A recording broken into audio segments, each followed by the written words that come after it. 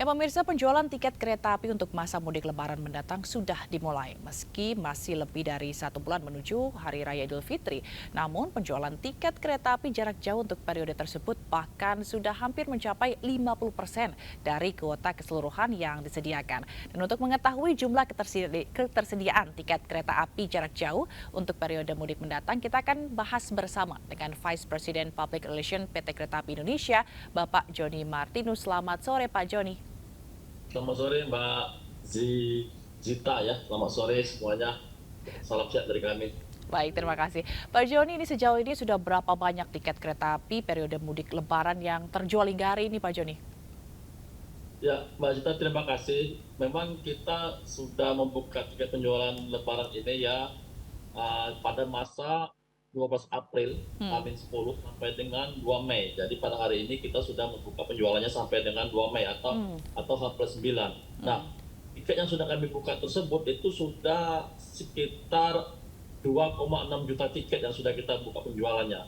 Nah, dari 2,6 juta tiket tersebut sudah dibeli atau dipesan masyarakat ada 900 ribu tiket, jadi sudah mencapai sekitar 36% Mbak Zita. Nah, memang kami melihat ya, masyarakat ini memesan tiket itu memang mereka sama atau memiliki persamaan di tanggal-tanggal favorit yang dipesan, Hmm. sehingga ada beberapa tanggal favorit yang sudah habis tiketnya dibeli oleh masyarakat Mbak Zita, seperti di tanggal Hmm. 20 April ya, atau H-2, Hmm. kemudian di tanggal 21 April H-1. Nah, ini tiket ini sangat tinggi sekali Hmm. peminatnya, sehingga dari mulai kemarin itu sudah habis terjual untuk kereta api yang berangkat pada H-2 dan H-1 Hmm. Lebaran tersebut, atau tanggal 20 April dan 21 April. Kemudian dapat kami sampaikan juga untuk arus baliknya ya, Hmm. ada sudah mulai kelihatan ini. Kami melihat itu sejauh ini pada H+3 atau tanggal 26 April, beberapa kereta itu sudah mengalami peningkatan yang sangat tinggi untuk pemesanan Hmm. tiket, sehingga beberapa kereta di H+3 atau di tanggal 26 April itu sudah habis tiketnya. Hmm. Seperti itu. Oke, jadi padahal puasa aja belum mulai nih Pak Joni ya, tapi di H-2 dan H-1 tiket kereta sudah habis terjual dan ini menjadi tanggal-tanggal favorit. Kalau gitu, ini kalau kita melihat nih Pak, apakah sama polanya dengan tahun lalu gitu, jika dibandingkan tahun lalu jumlah pembeli tiket atau pemudik yang akan melakukan mudik dengan kereta api? Ya, kalau kita bandingkan dengan tahun lalu hampir mirip ya. Jadi Hmm. memang tanggal-tanggal favorit itu terjadi di pada H-3, H-2, H-1 Mbak Zita. Kemudian juga begitu juga arus baliknya itu polanya hampir sama Hmm. dengan tahun 2022. Namun memang kami melihat ya, pada tahun ini Hmm. geliat pembelian tiket itu jauh lebih dinamis, lebih meningkat dibandingkan dengan tahun kemarin ya, karena kalau tahun kemarin masih ada pembatasan kapasitas angkut, Ya. terutama pada kereta api perkotaan atau lokal pada Hmm. saat Lebaran. Pada saat itu di tahun 2022 kapasitas angkut masih dibatasi maksimal 70%. Nah, untuk tahun ini baik itu kereta api jarak jauh atau kereta api antar kota dan kereta api perkotaan semuanya sudah normal. Artinya kapasitas angkut sudah sesuai dengan Hmm. apa yang dipersyaratkan, Hmm. yaitu masing-masing 100%, seperti Hmm. itu.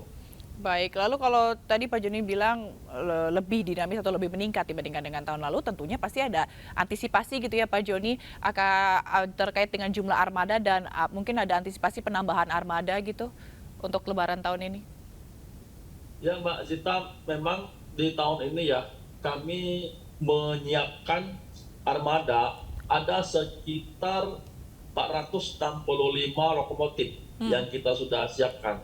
Kemudian ada sekitar 1.700 gerbong yang Hmm. juga sudah kita siapkan, yang nanti armada ini, lokomotif dan gerbong ini yang akan melayani masyarakat selama masa angkutan Lebaran, yaitu Hmm. H-10 sampai dengan H+10.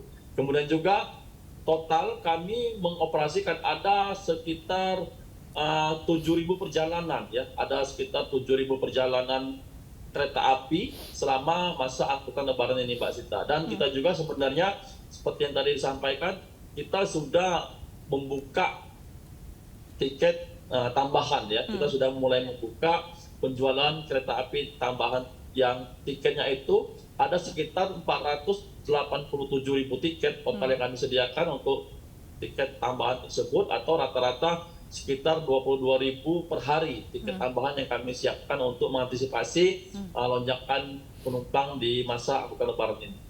Berarti sekiranya perhitungannya lumayan cukup gitu ya Pak untuk menampung para pemudik ke kampung halamannya. Baik, tapi ada ini nggak Pak, aturan khusus begitu kalau sekarang kan kita udah dibebasin ya, maksudnya bukan dibebasin sih, lebih dilonggarin begitu, tidak usah harus scan atau masker juga dipakai di ini, tapi nanti pas perjalanan mudik itu ada aturan khusus nggak dari PT KAI untuk para pemudik di dalam kereta? Apakah tetap harus memakai masker selama di dalam kereta atau seperti apa?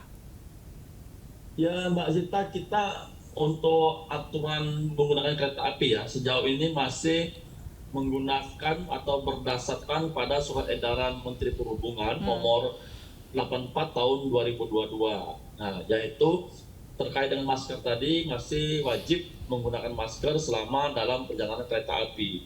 Kemudian juga untuk usia 18 tahun ke atas misalnya ya, penumpang yang usia 18 tahun ke atas, maka yang bersangkutan wajib sudah vaksin atau booster 3. Namun jika yang bersangkutan tidak atau belum divaksin dengan alasan medis atau komorbid, maka yang bersangkutan wajib menunjukkan surat keterangan dokter dari rumah sakit pemerintah.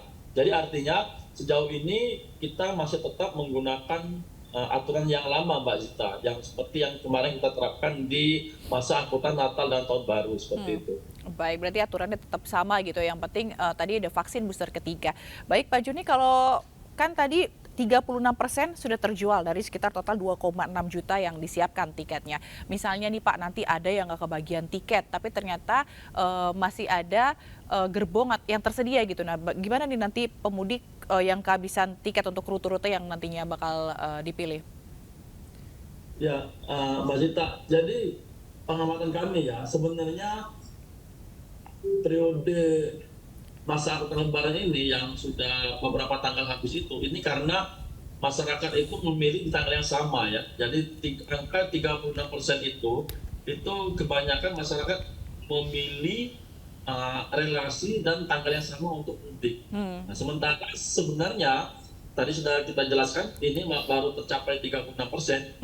Masih banyak tiket-tiket yang tersedia untuk tanggal-tanggal lainnya dan kereta-kereta lainnya. Jadi pertama tentu himbauan kami, mungkin masyarakat bisa mencari alternatif menggunakan tanggal keberangkatan dan kereta lainnya dengan tujuan yang sama. Itu yang pertama. Yang kedua, bisa menggunakan connecting train.